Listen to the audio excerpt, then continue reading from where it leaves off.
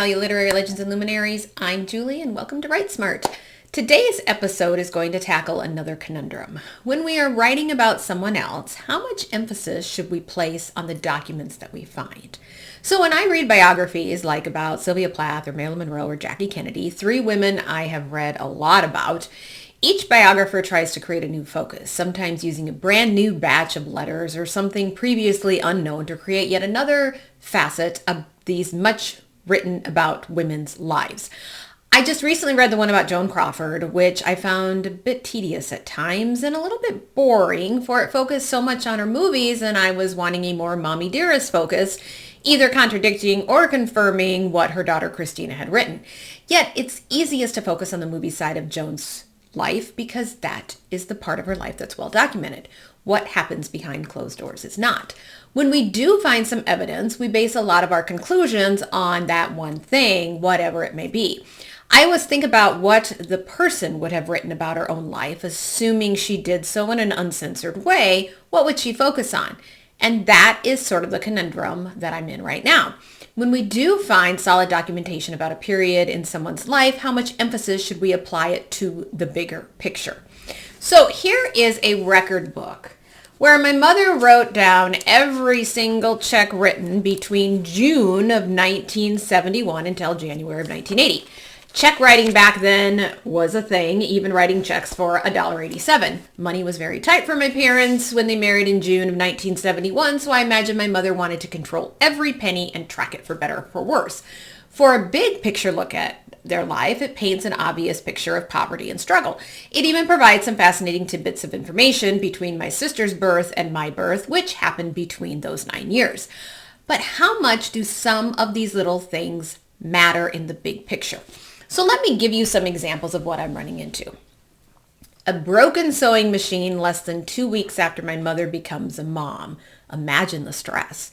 3 months after the movie comes out, Mom purchased The Exorcist at Walden Books, what we would call a side hustle today. Mom bought Wilton cake decorating supplies and makes cakes for extra money. She went to a Tupperware party and cosmetic parties and even took disco lessons, very 1970s indeed. Sure, pop culture references are fun and add color to the writing and to my mother's life and give those concrete details, but do they matter? Well, readers want to know such things. Their first year of marriage, Mom bought lingerie right before my dad's birthday. She splurges on records and magazine subscriptions. They're constantly fixing their television, which was the cheapest form of entertainment at the time. But what about the stuff that only leads to more questions? For instance, why did my mom have 2 PAPs in the same month? Was something wrong? Did something happen? Yet the record book can track my mom's anxiety, the colitis that brought her to the emergency room, the prescription of Librax that followed to relieve anxiety and digestive stress. She lost so much weight, and she was tiny to begin with, that she had to get her wedding ring size down.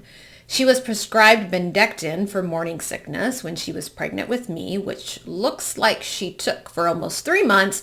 She never told me anything about morning sickness. It reveals that the day after I was born, she made a loan payment. She put ads in the paper for babysitting services and garage sales. She landscaped around our trailer, buying climbing strawberries, cushion mums, and rows of Sharon bushes, beautifying our home for a grand total of $8.06. She bought Christmas presents in October, very reminiscent of the mom I knew. So the problem is that this record book is providing me with information I wouldn't have any other way. And I want to include as much of it as possible to paint that specific picture of my mother's life from a time before I was born and a time I obviously don't remember.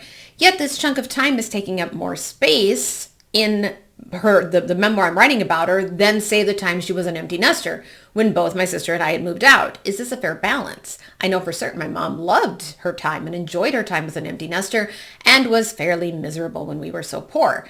Yet what is the appropriate balance? Or does it matter? Am I reading too much into something that readers won't necessarily care about in the bigger picture of the story? I guess my main concern is placing emphasis on something my mother would just roll her eyes over now, or I've neglected to write about a more significant time in her life simply because I don't have any record of it, only what I remember, which is fragmented and distorted because it's from my point of view. I don't know if I have the answers to any of these writing questions. I know I love finding these types of mementos, of documentation that reveals very specific, albeit limited, details of my mother's day-to-day life.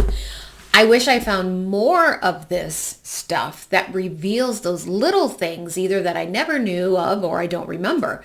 Perhaps that is what is most frustrating, that I just don't have documentation to fulfill my own need to archive my mother's life. Thanks for watching. As always, my goal at Write Smart is to write books so that we can read more books and get a little bit smarter, one book at a time.